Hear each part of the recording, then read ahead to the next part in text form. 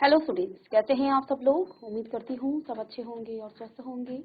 मैं Meena Rana ICT virtual class में आपका स्वागत करती हूँ। स्टूडेंट्स, हम पढ़ रहे हैं क्लास 8 की हिंदी। बसंत भाग 3 से हम पढ़ रहे थे सुदामा चरित।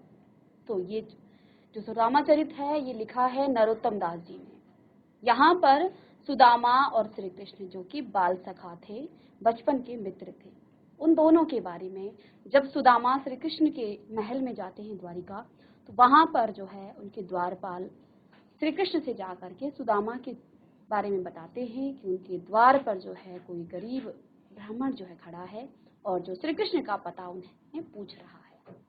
इस पर वो द्वारपाल श्री कृष्ण के पास जाकर के सुदामा के बारे में बताते हैं। और क्या बताते हैं, क्या कहा उन्होंने, शीस पगा न झगा तन में प्रभु जान को आहि बसे के ही ग्रामा, धोती फटी सी लटी दुपटी अरुपाय उपानह को नहीं सामा, द्वार खड़ो द्विज दुर्बल एक रह्यो चकिसो वसुधा अविरामा, पूछत दीन दयाल को धाम बतावत आपन नाम सुदामा।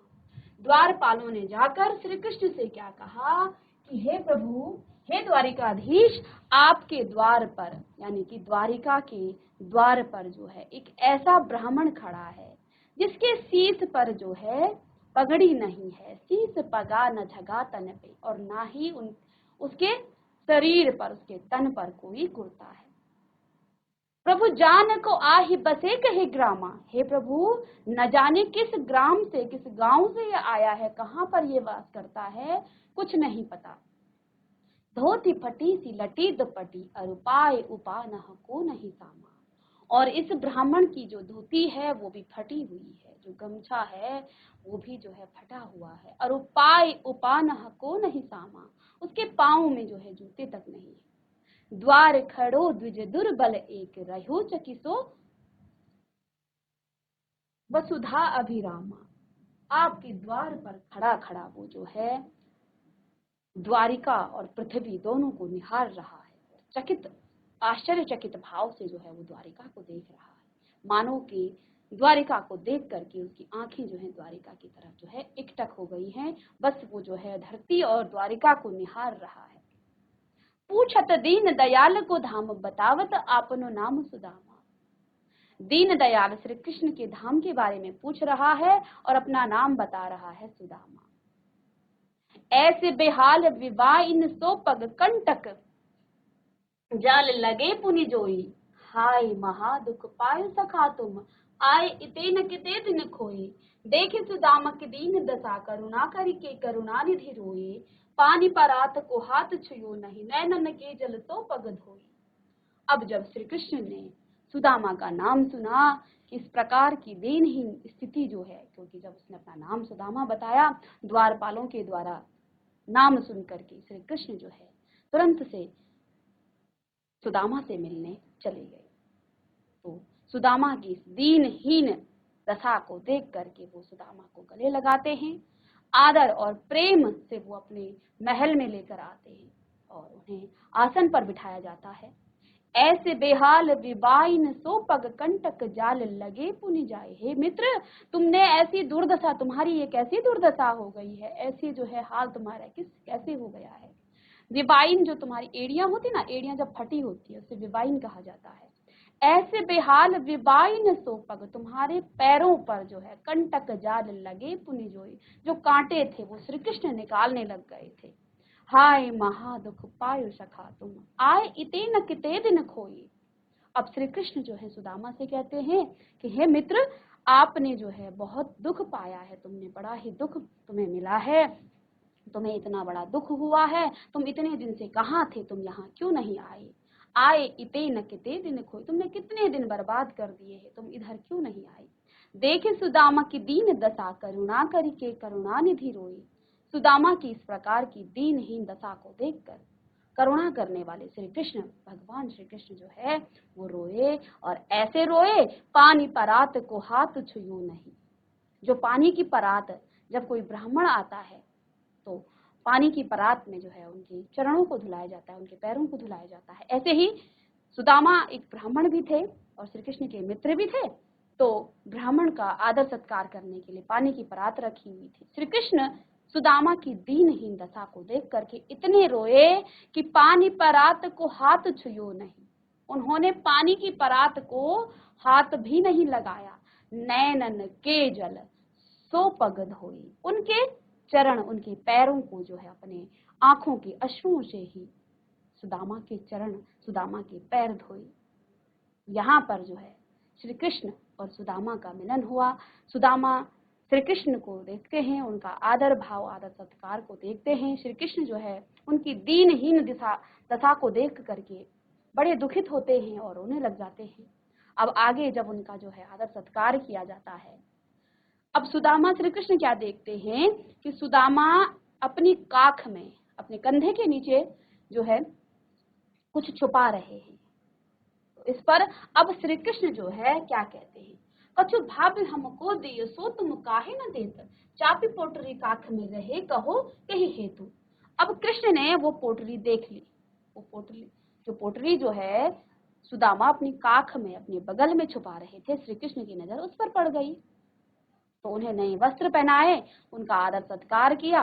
तो वो देख करके श्री कृष्ण बोले कि कुछ जो है भाभी ने मुझे दिया है, भेंट स्वरूप दिया है, तुम उसे जो है अपने काख में क्यों छुपाते हो, मुझे क्यों नहीं देते हो। अब आगे जो है श्री कृष्ण क्या कहते हैं, आगे चना गुरु मात दई ते लई तुम चाबी हमें नहीं दीने। बचपन में जब गुरु माता चने हमें देती थी, तुम वो भी मुझे नहीं दिया करते थे। श्याम कहो मुस्काए सुदामा, और श्याम के कहने पर सुदामा जी मुस्कुराते हैं, क्योंकि अब जो है वो एक मजाक की मूड में आ गए हैं। जो मित्र हैं तो वो अब एक मजाक कर रहे हैं, किससे, सुदामा से, कि तुम्हारी जो आदत है, वो बचपन में जो गुरु माता चने दिया करते थे वो तुम अकेले ही खा जाते थे। और ये कहने पर जो है श्याम कहो मुस्काए सुदामा, सो श्याम के कहने पर सुदामा मुस्कुरा रहे हैं। चोरी की बान में हूँ जो प्रवीण ने। अब श्री कृष्ण क्या कह रहे हैं, तुम पहले क्या करते थे, आगे यानी कि इससे पहले, चना गुरु मात दये थे, जो चने गुरु माता हम दोनों को देती थी, तुम उसे जो है अकेले ही चबा जाते थे। श्याम के कहने पर, श्री कृष्ण के कहने पर सुदामा जी हंस रहे हैं, मुस्कुरा रहे हैं। चोरी की बान में हूँ जो प्रवीण ने, तुम चोरी करने में जो है पहले से क्या हो गए हो, कुशल हो गए हो। पोटली काख में चापी रहे, तुम इस पोटली को अपनी काख में क्यों छुपा रहे हो। खोलत ना ही सुधारस भी ने, इससे तो अमृत भरी खुशबू आ रही है, तुम इसे खोलकर मुझे क्यों नहीं दे रहे हो। पाछली बानी अजो न तजो तुम, तैसे ही भाव के तन दुलत की है। जिस प्रकार तुम पहले थे, आज भी तुम वैसे ही हो। जैसे तुम पहले गुरु माता के दिए गए चनों को अकेले चबा जाते थे, अब भाभी के दिए गए जो ये उपहार है, जो ये भेंट है, वो तुम्हें मुझे नहीं देना चाहते हो, स्वयं ही इसे खा देना चाहते हो। तो क्या कहते हैं, पाचली बानी अजो न तजो तुम, ऐसा ही भाव के तंदुल कीने, तुम वैसे ही करना चाहते हो जैसे तुम गुरु माता के दिए गए उन चनों को अकेले खाते थे, अब भी तुम वही काम कर रहे हो। श्री कृष्ण जो है सुदामा से कह रहे हैं। और वास्तव में भावार्थ ऐसा नहीं है कि श्री कृष्ण जो है उनकी गरीबी पर इस प्रकार से उन्हें जो है व्यंग मार रहे हैं। वास्तविकता ये थी कि श्री कृष्ण का भवन देखकर, उनका महल देखकर सुदामा जो है उनको लज्जा आ रही थी कि इस प्रकार के कटे फटे चावल में कैसे इतने बड़े महाराज को, द्वारिकाधीश को दे दूं। और अपने जो है लज्जा के कारण ही वो उन चावलों को, उस भेंट को जो सुदामा की पत्नी ने श्री कृष्ण को दिया था, उसे वो छुपा रहे थे। अब श्री कृष्ण इस बात को समझते थे, इसलिए वो व्यंग भरी बातें कर रहे थे ताकि सुदामा उन्हें श्री कृष्ण को दे दे। वास्तविकता ये नहीं थी कि श्री कृष्ण जो है उनको सचमुच में ही कह रहे थे कि तुम चोरी करने में पहले से कुशल हो गए हो, पहले भी तुम ये किया करते थे। ये इसलिए श्री कृष्ण ने यहाँ पर कहा, हमें भावार्थ में जानना है, सिर्फ अर्थ को जान करके हम जो है इसमें कुशल नहीं हो सकते, हमें भाव जानना है। श्री कृष्ण का कहने का तात्पर्य ये था कि जैसे तैसे करके तुम मुझे ये चावल दे दो, ये भेंट जो भाभी ने मुझे दिए हैं वो भेंट मुझे दे दो। तो सुदामा अगर वो इस तरह की बातें ना करते तो सुदामा कृष्ण को वो कभी भी ना देते। तो कृष्ण ने जो है इस प्रकार की बातें की ताकि जो है वो चावल श्री कृष्ण वो सुदामा से ले सकें। वो भेंट जो है जो सुदामा की पत्नी ने श्री कृष्ण को दिया था वो कृष्ण जो है उन्हें ले सके। अब आगे क्या कहते हैं नरोत्तम दास जी, आगे क्या हुआ? कहते हैं वह पुलकनी वह उठ मिलनी। अब क्या हुआ? अब सुदामा ने श्री कृष्ण को वो पोटली दे दी। उससे जो है श्री कृष्ण ने 2 मुट्ठी चावल ली और चोरी छिपे सुदामा को 2 लोगों का राजा बना दिया, 2 लोगों का राज्य दे दिया। जब श्री कृष्ण जो है अपना तीनों लोगों का राज्य जो है सुदामा को दे रहे थे तो उस समय रुक्मणी ने उनका हाथ थाम रोक लिया था और श्री कृष्ण से ये जो है अनुग्रह किया था कि हे प्रभु आप जो है तीनों लोगों का राजा सुदामा को बना देंगे तो आप कहाँ रहेंगे? तो इस पर जो है अब इधर सुदामा को कुछ नहीं पता। यहाँ उनकी अच्छे से खातिरदारी हुई, मेहमान नवाजी हुई, उनका जो है बड़े धूमधाम से उनका स्वागत किया गया, उनको भोजन की व्यवस्था वस्त्रों की व्यवस्था जो है उनकी बहुत अच्छे से उनकी खातिरदारी हुई। लेकिन जब सुदामा अपने घर वापस गए तो उस समय जो है सुदामा को कृष्ण ने प्रत्यक्ष रूप से कुछ भी नहीं दिया। इस पर सुदामा क्या सोचते हैं, क्या सोच रहे हैं? कह रहे हैं वह पुलकनी वह उठ मिलनी वह आदर की बात, वह पटवनी गोपाल की कछु न जानी जात।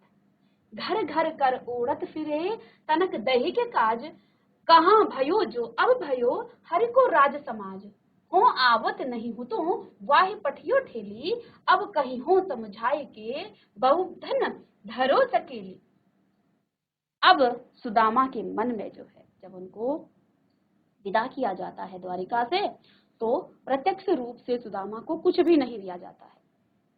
सुदामा मन ही मन क्या सोचते हैं? सोचते हैं वह पुलकनी, यानी कि जब मैं द्वारिका आया श्री कृष्ण इतने जो है पुलकित हुए, इतने खुश हुए, दौड़े दौड़े मुझे मिलने आए, मुझे गले लगाया, मेरा आदर सत्कार किया, वह उठी मिलनी मुझे जो है जिस प्रकार से मेरे साथ उठना बैठना उन्होंने जो है पूरा द्वारिका का राजपाठ जो है मुझे दिखाया, वहां मिलना, वह आदर की बात, जो आदर सत्कार उन्होंने किया वो सब तो ठीक है। वह पठवनी गोपाल की, यानी कि जो भी उन्होंने मेरे साथ वहां पर मेरा आदर सत्कार किया वो तो सब ठीक है, कछु न जानी जात, इसमें तो कोई जो है संदेह नहीं है कि उन्होंने जो है इसमें कोई कमी की है। लेकिन अब जो है सुदामा के मन में जो है एक भाव आता है कि उन्होंने आखिर मुझे कुछ भी मेरी आर्थिक स्थिति को देख करके जो है मेरी कोई मदद नहीं की है। अब जो है जब कोई व्यक्ति हमारे मन की बात नहीं करता है तो हम उसके नकारात्मक पक्ष को लेते हैं, फिर हम उसकी जो है बुराइयां सोचते हैं। यही भाव अभी सुदामा के मन में भी आ रहा है।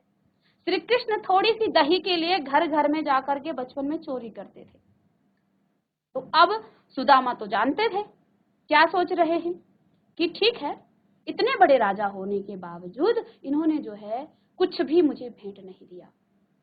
कहते हैं घर घर कर ओढ़त फिरे तनक दही के काज, थोड़ी सी दही के लिए जो कृष्ण घर घर फिरता था, कहाँ भयो जो अब भयो। और उस समय तो कृष्ण के पास कुछ नहीं था, अब तो ये पूरे समाज के राजा हैं, अब तो इनके पास इतना बड़ा राजपाट है। तो कहते हैं हो आवत नहीं वो तो वही पठियो ठेले, अब कहियो समुझाए के बहुधन धरो सकेली। अब ये जो है कहाँ इतने बड़े राजा हैं और मैं जो हूँ एक गरीब ब्राह्मण हूँ, तो इन्होंने मुझे जो है कुछ भी नहीं दिया। आइए इस पद के हम कुछ शब्दार्थ देख लेते हैं, इससे पहले हम चले। तो आइए इस काव्यांश में क्या है, वह पुलकनी वह उठ मिलनी वह आदर की बात, वह पटवनी गोपाल की कछु न जानी जा। घर घर कर ओढ़त फिरे तनक दही के काज, कहाँ भयो जो अब भयो हरि के राज समाज। हो आवत नहीं हो तो वही पठियो ठेली, अब कहीं हो समझाए के बहुधन धरु सकेली।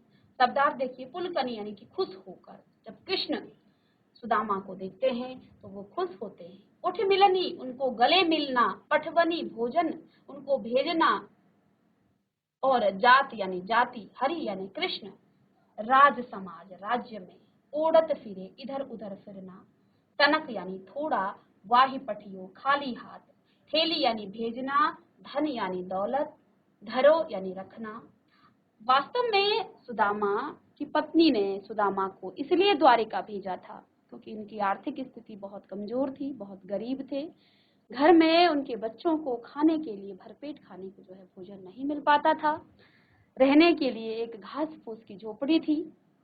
जब द्वारिकाधीश श्री कृष्ण के बारे में सुदामा की पत्नी सुनती हैं कि वो बचपन के मित्र रहे हैं सुदामा के, तो वो जो है सुदामा को द्वारिका भेजती है। सुदामा मना करते हैं, लेकिन फिर भी वो जबरदस्ती जो है उन्हें उनके द्वार तक भेजती हैं कि आप जाइए।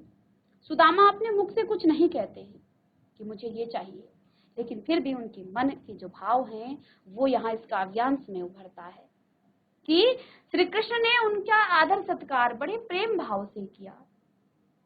वहां जो है उनकी मेहमान नवाजी बहुत अच्छे से की, लेकिन जब उनको विदा की बारी आई, भेजने की बारी आई, तो श्री कृष्ण ने प्रत्यक्ष रूप से कुछ भी मदद नहीं की।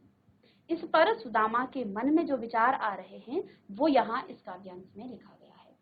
तो इन शब्दार्थों के बाद देखिए सुदामा क्या सोच रहे हैं कि जब वे कृष्ण के यहाँ पहुंचे थे तब तो उन्होंने बड़ी ही प्रसन्नता दिखाई थी, क्योंकि कृष्ण बड़े हर्ष के साथ सुदामा को लेने आए, उनका जो है आदर सत्कार किया, उनको उठ करके गले लगाया। और ये सुदामा के लिए एक बहुत बड़ी बात थी, क्योंकि एक राजा जो है, कहते हैं जब इंसान को धन और संपत्ति मिलती है तो उसकी सोच बदल जाती है, वो अपने से छोटे लोगों का जो है आदर नहीं करता है। ये कृष्ण के लिए, सुदामा के लिए बहुत बड़ी बात थी, और कृष्ण के लिए भी बहुत बड़ी बात थी। एक राजा होकर एक फटे कपड़ों में लथपथ जो है, जो नंगे पांव आ रहा है ब्राह्मण, एक राजा को जो है एक राजनीतिक तरीके से जो है शोभा नहीं देता था। लेकिन कृष्ण ने इन सब से परे अपनी मित्रता को आगे रखा। सुदामा के लिए भी ये बहुत बड़ी बात थी। सुदामा जो है हिचकिचा रहे थे कि इतने बड़े राजा उन्हें गले लगाते हैं, उनका आदर सत्कार इस प्रकार से करते हैं, तो ये बहुत बड़ी बात थी। लेकिन इसके बावजूद भी कृष्ण ने उनको जो है भेंट में कुछ नहीं दिया।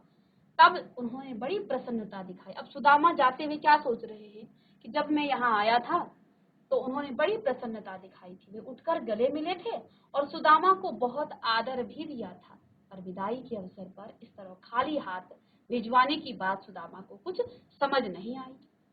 सुदामा समझ नहीं पाए कि जो कृष्ण मेरे साथ मेरी दीन दशा को देखकर इतना रोए, वो आखिर मुझे विदाई के वक्त इस प्रकार खाली हाथ क्यों भेज रहे हैं। उनको कुछ भी समझ नहीं आ रहा था।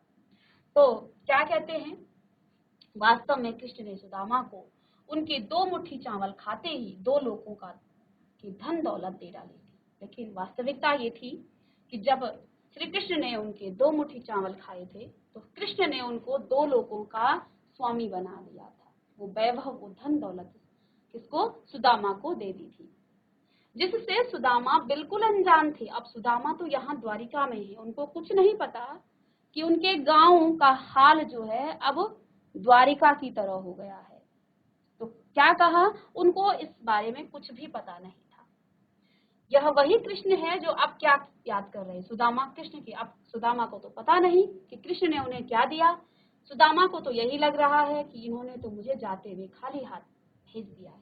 सुदामा कृष्ण के बचपन को याद करके क्या सोच रहे हैं कि ये वही कृष्ण है जो थोड़ी सी दही मांगने के लिए घर घर हाथ फैलाया करता था। तो जब हमारे मन की बात नहीं होती है तो हम उस व्यक्ति के गलत चीजों को, गलत पक्षों को या उसके बुरे पक्षों को याद करते हैं, और जब कोई हमारे मन की करता है तो हम उसके बारे में बहुत अच्छा बोलते हैं। ये सभी व्यक्तियों का आचरण होता है इस प्रकार से।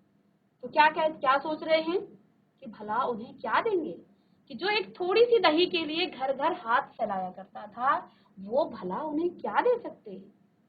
सुदामा तो पहले ही माखन चोर कृष्ण को जानते थे, पर उनकी पत्नी ने ही उन्हें जिद करके यहाँ भेजा। अब सुदामा मन ही मन जो है कृष्ण से नाराज हैं, कृष्ण से जो है वो दुखी हैं, कृष्ण से जो है वो खिन्न हैं कि इतने बड़े राजा होने के बावजूद इन्होंने मुझे खाली हाथ भेज दिया। तो क्या कहते हैं कि जो एक छोटी सी दही के लिए, थोड़ी सी दही के लिए घर घर जा करके लोगों से मांगा करते थे। मैं इस माखन चोर को तो बचपन से ही जानता था, लेकिन अपनी पत्नी पर भी वो गुस्सा कर रहे हैं कि मेरी पत्नी ने ही मुझे जिद करके यहाँ भेजा था। सुदामा बहुत नाराज थे और सोच रहे थे कि अब जाकर वे अपनी पत्नी से कहेंगे कि बहुत धन मिल गया है, अब इसे संभाल कर रखो, क्योंकि पत्नी ने ही उन्हें जबरदस्ती यहाँ कृष्ण के यहाँ भेजा था। तो वो मन ही मन अपनी पत्नी से भी और साथ में कृष्ण से भी नाराज थे, उन दोनों से वो गुस्सा थे और सोच रहे हैं कि अब घर जा करके अपनी पत्नी को जो है खरी खोटी सुनाऊंगा कि अब ये धन तुम संभाल लो। अब हालत यह थी कि जो चावल वे मांग कर लाए थे वो भी कृष्ण ने ले लिए, बदले में खाली हाथ वापस हुए। तो अब सुदामा सोच रहे हैं कि अपनी पत्नी से कहूंगा कि जो चावल हम मांग कर लाए थे वो भी उस कृष्ण ने खा दिए और अब मुझे खाली हाथ यहाँ भेज दिया। ठीक है, चलिए अब नेक्स्ट क्या कहते हैं। वैसोई राज समाज बने, गजबाजी घने मन, संभ्रम अब छायो। कैद परियो कछु मारग भूल की, फेरी की मैं अब द्वारिका आयो। भौन बिलो की वे कोमन लोचन, सोचत ही सब गांव मझायो। पूछत पांड फिरे सब सो, पर झोपरी को कछु खोज न पायो। अब इतना जो है सोचते सोचते इस बात को अपने मन में लेकर के और क्रोधित मन से अपनी पत्नी से भी नाराज हैं, श्री कृष्ण से भी नाराज हैं। पत्नी से इसलिए नाराज हैं कि पत्नी ने जबरदस्ती भेजा। सोचते हैं कि मैं तो इस कृष्ण को पहले से जानता था, ये बचपन में भी लोगों के घर से माखन और दही चुराता था, अब ये मुझे क्यों देने लगी। और ये सोच रहे हैं कि जो चावल मांग कर भिक्षा में हम लाए थे वो भी इस कृष्ण ने खा लिए हैं।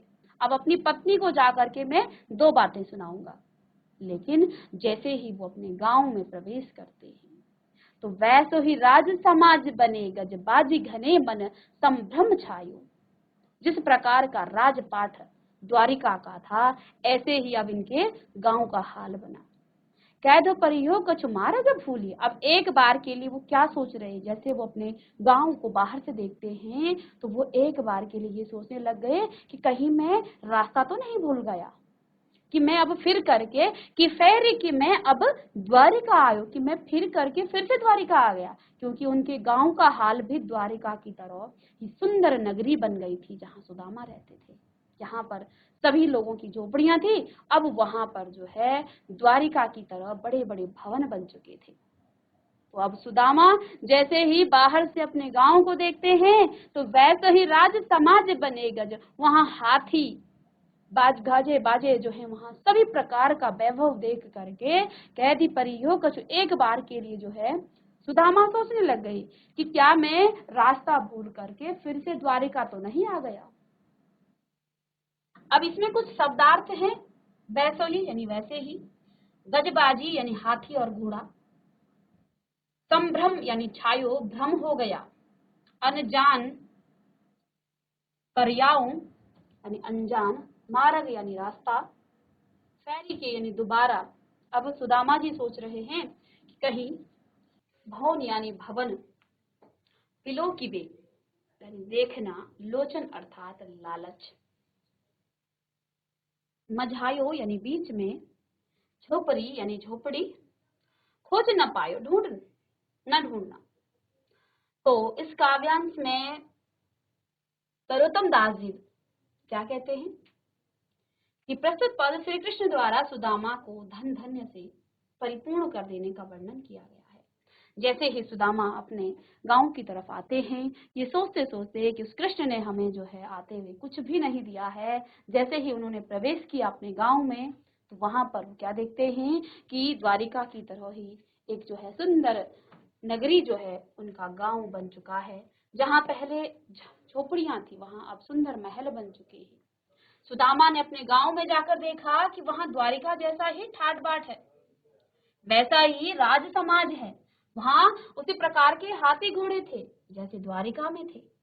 इससे उनके मन में भ्रम छा गया, वो भ्रम में आ गए। सुदामा को लग रहा था कि वे भूल कर फिर से द्वारिका ही तो लौट नहीं आए, वे शायद रास्ता भूल गए हैं। वहां भी द्वारिका जैसे भव्य महल बने हुए थे।